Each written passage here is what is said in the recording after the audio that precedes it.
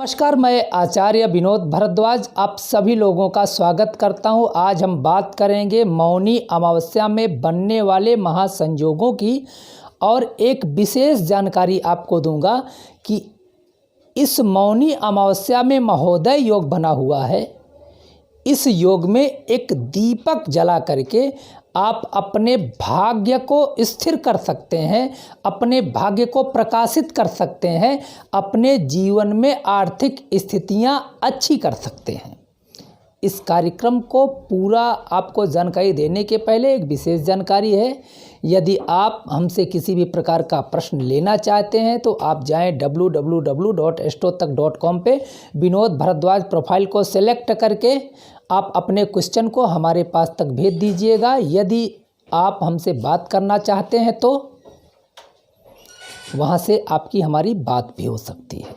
अब बात करते हैं मौनी अमावस्या की, क्योंकि मौनी अमावस्या इस बार 11 फरवरी दिन गुरुवार को निश्चित रूप से मनाई जाएगी और इस दिन महोदय योग है। महोदय योग के साथ साथ 6 ग्रह एक राशि पे मकर राशि कर्म स्थान पे कालचक्र सिद्धांत में एकत्र हो गए हैं। वैसे भी मौन रह करके इस व्रत को किया जाए मौनी अमावस्या का तो निश्चित रूप से बहुत बड़ा फल प्राप्त होता है। इसमें स्नान दान की बहुत बड़ी परंपरा है। इस विषय की जानकारी हम आपको अगले वीडियो में देंगे, लेकिन आज का यह विशेष एपिसोड केवल माता लक्ष्मी को प्रसन्न करने के लिए है। तो मौनी अमावस्या के शाम मतलब सूर्य अस्त के बाद जब चंद्रमा दिखाई पड़ने लगे तो ईशान कोण मतलब उत्तर पूरब का कोना, इसे हम कहते हैं ऊर्जा का प्रतीक। यह कुबेर का आपके घर में स्थान है।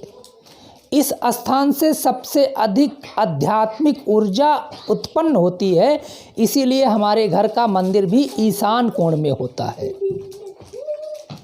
तो ईशान कोण में यदि आपका मंदिर है तो वहाँ पे आप चावल लें। जो चावल की मात्रा मैं आपको नहीं जानकारी दूंगा, जो भी 1 मुट्ठी 2 मुट्ठी या जितना भी लेना है आप ले करके हल्दी में रंग लें और ईशान कोण में अपने मंदिर में स्थापित कर दें। या मंदिर नहीं है तो आप ज़मीन में ही चावल रख करके उसके ऊपर आप 4 मुख का दीपक मिट्टी वाला हो और उसमें सूत लगाएंगे, हाथ में बांधने वाली लाल रंग की मौली का। यदि आपके पास घी है तो घी का दीपक सबसे उत्तम है। घी नहीं है तो तिल के तेल का भी दीपक जला सकते हैं। लेकिन एक खास जानकारी है कि मस्तक में लगाने वाली रोली 1 चुटकी उस दीपक के तेल या घी में जरूर डाल दें। सूर्य अस्त के बाद चंद्रोदय के समय से लेकर के 2 घंटा 3 घंटा 4 घंटा या पूरी रात जलाएं तो ज़्यादा अच्छा है। अब आप दीपक को प्रज्वलित कर सकते हैं चंद्र उदय के बाद कभी भी। लाल आसन पे आप खुद बैठ जाएं, चावल के ऊपर दीपक रख करके चतुर्मुखी 4 मुख का दीपक जला दें। ओम महालक्ष्मी प्रसन्ना वरदा शुभा, यह मंत्र आपको आता है तो इस मंत्र का पाठ करें। नहीं तो ओम महालक्ष्मी नमः श्री सूक्तम लक्ष्मी सूक्तम का पाठ भी संपन्न कर सकते हैं। इसके बाद दीपक देवता को प्रणाम करके माता लक्ष्मी के आगमन के लिए आप निवेदन करें। अब इस दीपक से जो प्रकाश निकल रहा है वह आपके जीवन के अंधकारों को नष्ट करेगा, क्योंकि मौनी अमावस्या एक विशेष पर्व है, एक विशेष त्यौहार है माता लक्ष्मी को प्रसन्न करने के लिए, अपनी शरीर में ऊर्जा को स्थापित करने के लिए, अपने जीवन की बाधाओं को दूर करने के लिए मौनी अमावस्या विशेष महत्वपूर्ण मानी जाती है। अपने मन को बिल्कुल दृढ़ बनाने के लिए, अपने मन के विकारों को दूर करने के लिए मौनी अमावस्या महत्वपूर्ण मानी जाती है। तो इस दीपक को प्रणाम करके आप उठ जाएं।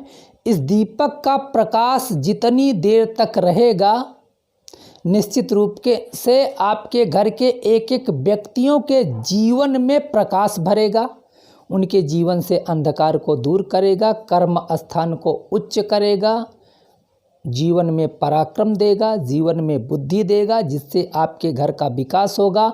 और जब विकास होगा तो माता लक्ष्मी की कृपा बनेगी, क्योंकि यह दीपक स्थापित कर लेना ही माता लक्ष्मी को अपने घर में आवाहन कर लेना ऐसा माना जाता है शास्त्रों में।